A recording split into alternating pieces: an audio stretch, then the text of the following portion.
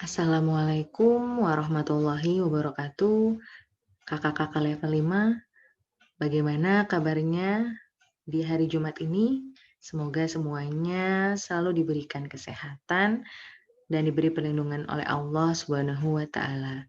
Amin ya rabbal alamin. Ya, bertemu kembali dengan Bu Rahma. Kali ini Bu Rahma akan menyampaikan mengenai materi IPS di tema 6, pertemuan kedua. Ya, teman-teman sudah siap untuk belajar IPS pada hari ini? Ya, oke, silahkan teman-teman persiapkan dirinya, duduk yang nyaman dan fokus menyimak apa yang Bu Rahma sampaikan kali ini. Ya, sebelum kita memulai pembelajaran, alangkah baiknya kita berdoa bersama-sama agar apa yang kita pelajari dapat dipahami oleh teman-teman semuanya. A'udzu billahi minasyaitonir rajim. Bismillahirrahmanirrahim.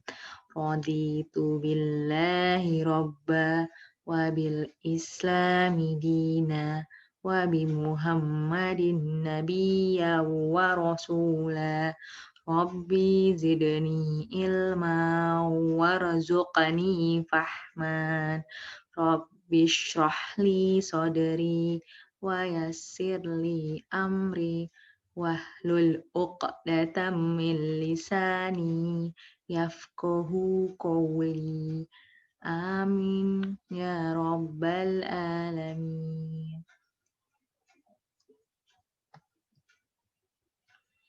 Nah, tujuan pembelajaran IPS hari ini yang pertama, mengidentifikasi aktivitas masyarakat dalam lingkungan sosial. Yang kedua, yaitu mengetahui pembangunan ekonomi dan sosial budaya di Indonesia. Nah, di sini ada gambar apa, teman-teman? Ya, ada gambar manusia ya.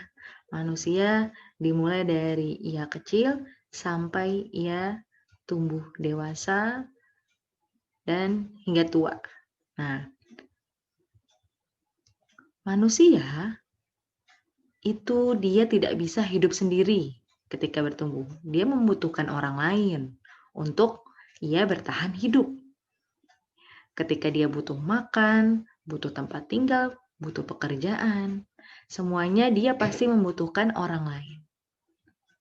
Nah, seperti gambar di bawah ini.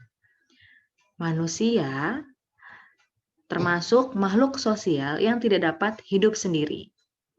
Ya, manusia itu pastinya bergantung dengan orang lain untuk memenuhi kebutuhan hidupnya. Nah, manusia itu saling menjalin hubungan. Ya, suatu hubungan timbal balik yang saling mempengaruhi satu sama lain disebut interaksi. Nah, seperti yang ada di gambar, perhatikan teman-teman semua. Di sini gambar yang pertama adalah ada gambar beberapa pelajar. Nah, pelajar di sini sedang mengamati lingkungan alam sekitar. Nah, artinya dia ini berinteraksi langsung dengan alam. Manusia yang berinteraksi langsung dengan alam. Nah, untuk gambar yang kedua di sini ada sebuah keluarga. Nah, di sini terlihat ada seorang anak yang dibantu oleh teman-temannya untuk melakukan wawancara. Wawancara mewawancarai ayahnya gitu. Nah, ini termasuk interaksi antar manusia, berarti interaksi sosial yang terjadi.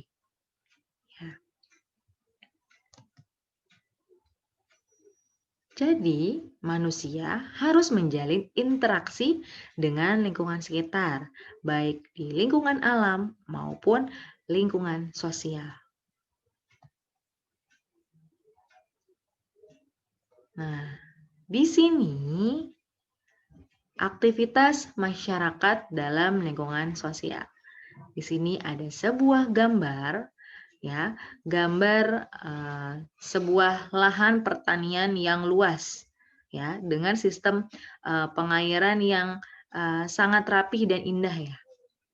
Nah, di sini karena adanya pengaruh interaksi, ya, kita dapat melihat suatu keberagaman aktivitas masyarakat.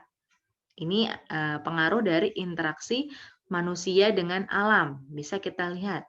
Nah, ini adalah contoh di masyarakat Bali, di kota Bali. Di sana, masyarakatnya memiliki ciri khas dalam pengolahan lahan pertanian, yaitu subak. Subak juga merupakan organisasi masyarakat di Bali yang mengatur pengairan sawah. Ya, jadi selain subak ini adalah pengolahan lahan pertanian, juga termasuk sebuah organisasi yang mengatur pengairan sawah. Nah, subak ini juga sebagai sarana pemersatu masyarakat di Bali. Nah, jadi karena adanya subak, interaksi sosial masyarakat Bali dapat terjalin satu sama lain.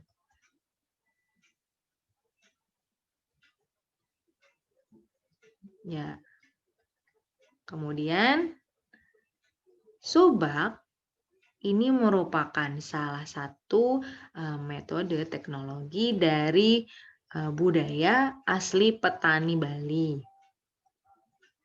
Nah, apa saja ya kegiatan dari organisasi subak ini? Nah, kegiatannya itu meliputi yang pertama musyawarah. Nah, di organisasi subak ini ada musyawarah, yaitu kegiatan pertanian, kemudian memilih jenis padi, hingga mendiskusikan mengenai waktu penanaman padi yang tepat. Nah, melalui interaksi subak ini, seluruh masyarakat di Bali mendapat pengairan dengan adil dan merata. Nah, itu adalah manfaat dari suatu interaksi masyarakat, ya, dalam lingkungan sosial. Nah, ya, kemudian mengenai pembangunan ekonomi dan sosial budaya di Indonesia. Nah, ini bisa kita lihat contohnya, yaitu kegiatan aktivitas di pasar. Nah, kegiatan aktivitas di pasar ini termasuk pembangunan di bidang apa, teman-teman? Apakah di bidang ekonomi, sosial, atau budaya? Ya, interaksi di dalam lingkungan pasar ini termasuk kegiatan pembangunan ekonomi. Betul, teman-teman. Nah, pembangunan ekonomi dan sosial budaya itu sangat penting bagi kemajuan suatu bangsa.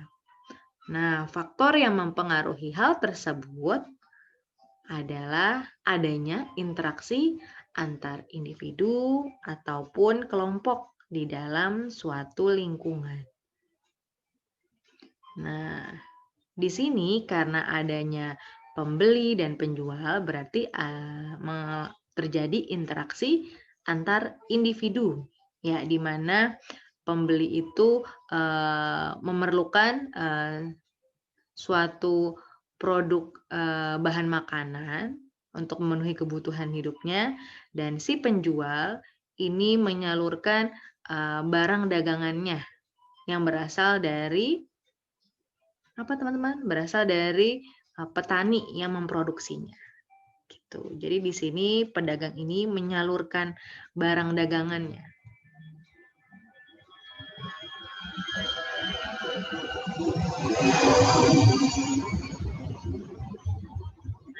Ini masih di bidang ekonomi ya.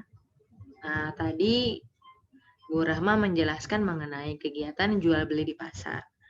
Nah, bahan makanan seperti beras, jagung, dan sayur-sayuran diproduksi oleh para petani.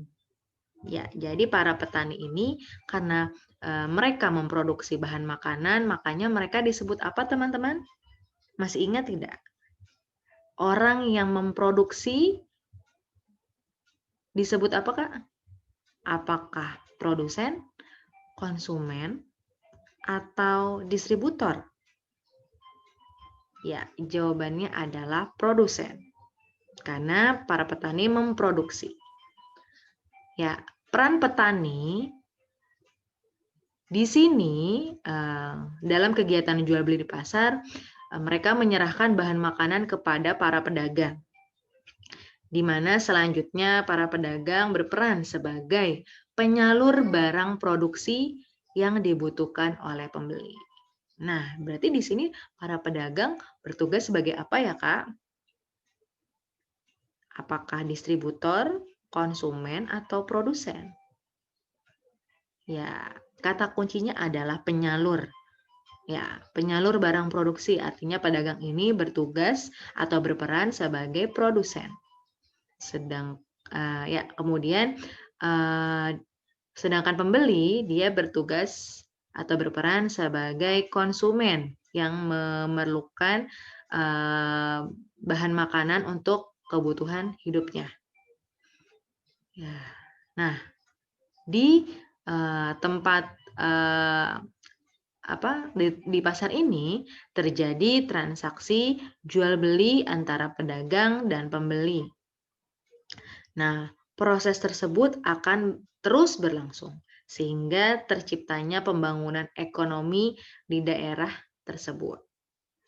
Nah, itu adalah contoh interaksi pembangunan di bidang ekonomi ya. Nah, begitupun interaksi di bidang sosial maupun budaya. Nah, sekarang kalau kita misalkan ada pasar ikan. Oke, ada pasar ikan, di sana pastinya ada para yang berperan di pasar ikan tersebut, pastinya ada nelayan dan tukang lelang ikan. Nah, berarti para nelayan ini dia bertugas untuk memproduksi bahan makanan seperti ikan dan makanan yang berasal dari bahan makanan yang berasal dari laut. Nah, berarti para nelayan itu berperan sebagai produsen. Sedangkan para pelelang ikan dia bertugas sebagai distributor. Benar, sama seperti pedagang. Nah, itu adalah contoh lain yang Bu Rahma jelaskan. Nah, kemudian bagaimana dengan interaksi sosial yang terjadi di lingkungan sekitarmu? Banyak ya interaksi sosial yang terjadi di lingkungan sekitarmu, seperti kalian berdiskusi antara anggota keluarga, kemudian bermain bersama adik dan kakak. Nah, itu adalah salah satu contoh interaksi sosial yang terjadi di lingkungan.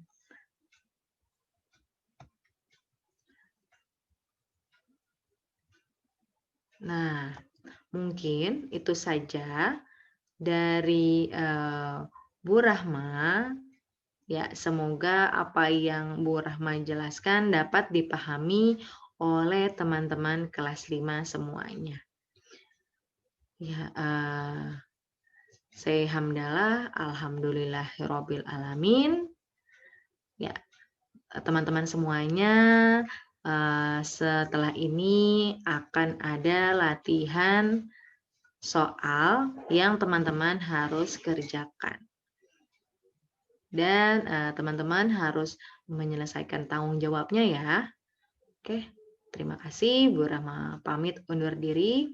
Wassalamualaikum warahmatullahi wabarakatuh. Sampai berjumpa di pertemuan selanjutnya ya.